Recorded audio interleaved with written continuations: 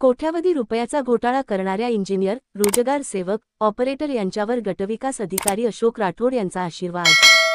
अशोक राठोड यांनी चौकशी समितीची निवड करूनही समितीकडून वरिष्ठाकडे चौकशी अहवाल देण्यास विलंब का?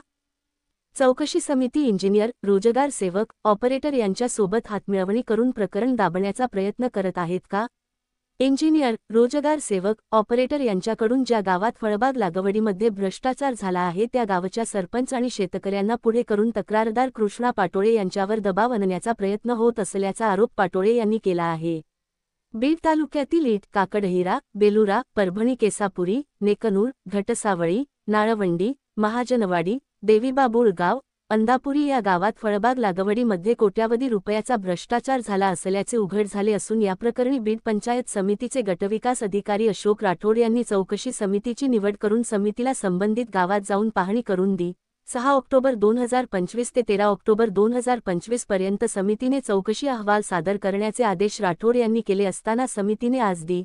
24 ऑक्टोबर 2025 पर्यंत कसलाच गावनिहाय अहवाल दिला नसून समिती जाणूनबुजून रोजगार सेवक, इंजिनियर, ऑपरेटर यांना वाचवण्याचं काम करत असल्याचे निदर्शनास येत आहे.